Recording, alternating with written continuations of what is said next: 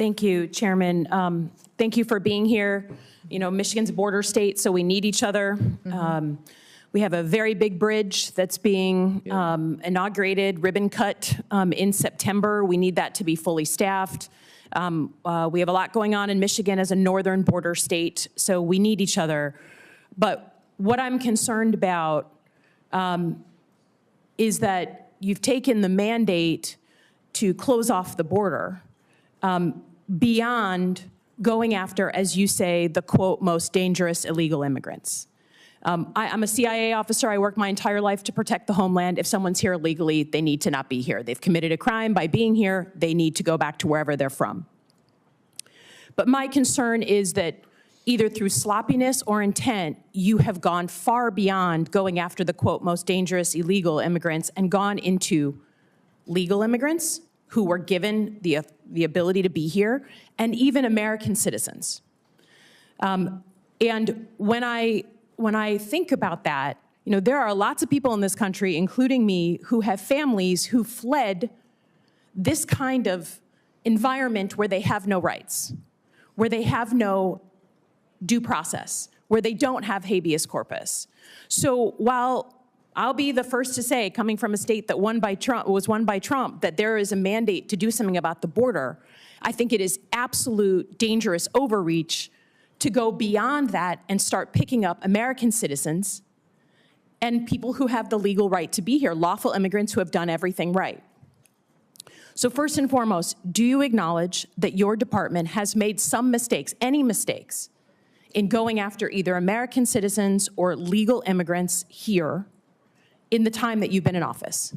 We have not deported any U.S. citizens detained, or people get interviewed. If they get interviewed and they go through that process and if we find that they're U.S. citizens or legal immigrants, they stay in the United States. Have you deported we have to go through the vetting process. Have any American citizens, including children, been deported during your time in office? We have children that mothers have chosen to keep with them. So those by my count, you have 10 American citizens, including children with cancer, who have been deported out of the country. I understand you're saying it's their choice. But the mothers, it's hard to imagine a small child having a choice.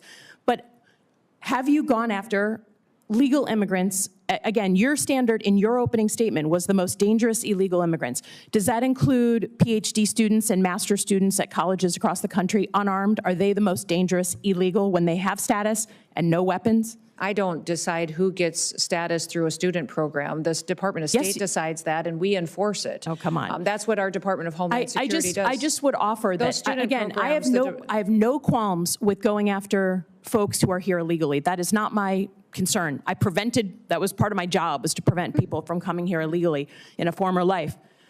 My concern is you're sending a chill down the spine of America by going after people who either have legal status or American citizens. And when my colleagues ask you about habeas corpus, and you say, literally, we can review the tape, that you believe it's a right the president has, you sat here in front of all of us and swore an oath to the Constitution, and that is not at all what habeas corpus is. It is a right that we all get, that American citizens get, that people who are in the United States legally have. So my concern is it's complete overreach.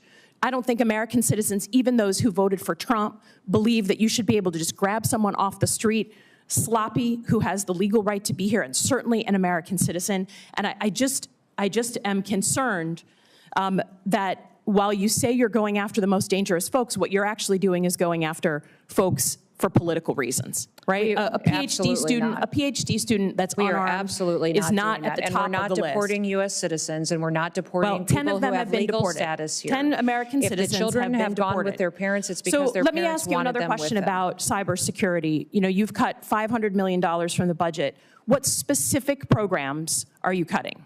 Because there are programs that really aid states and locals that we depend on for cybersecurity. And we know that right now, while we may have good security in the federal government, if you are a local state official, you're depending on the federal government. So have you cut the ISAC program, the program to states and locals on cybersecurity. The president's recommended budget has a reduction in $491 Does it cut million. that program? I've heard the and what talking it's point. doing Does is putting it cut the CISA program? back on mission. And it's you can't ensuring say that this is the most cybersecurity is going to be cybersecure. strengthened. You cannot say it's the most cybersecure administration if you're cutting the program to my state and to your state. It will and if you be look when on we- record, that's what you've cut. I yield back. Time has expired. Thank you for watching Crossline Politics. Before we begin, make sure you like and subscribe so we can keep bringing you the truth without fear. What we just saw in this hearing was one of the clearest examples yet of why Americans must pay attention to how power is being used. Representative Slotkin laid out a straightforward, fact-driven case. There is a mandate to secure the border, absolutely. But that mandate does not give any administration the right to target legal immigrants or worse, American citizens. Slotkin's point is simple and patriotic. Protect the homeland, enforce the law, but never abandon the Constitution in the process. She reminded the Secretary that being here illegally is a crime, but having legal status is not. Yet students, families, and even children with serious medical conditions have been swept up in enforcement actions that go far beyond the stated mission of removing dangerous individuals. When Slotkin pressed the Secretary on whether any citizens had been deported, the answer shifted from none to confusing explanations about children choosing to leave. Something that makes no sense to any reasonable American. As a patriot, I stand with Slotkin here. Our Constitution guarantees due process, habeas corpus, and protection from government overreach. No administration, Republican or Democrat, has the authority to simply grab citizens or lawful immigrants off the street because of sloppy procedures or political motives. Slotkin was right to call out the danger of normalizing this behavior. Once those rights disappear for one group, they can disappear for all of us. She also raised an important point about cybersecurity cuts. You cannot claim to run a secure administration while cutting nearly $500 million from programs that protect states and local communities. That weakens national security, plain and simple. This hearing wasn't about partisanship.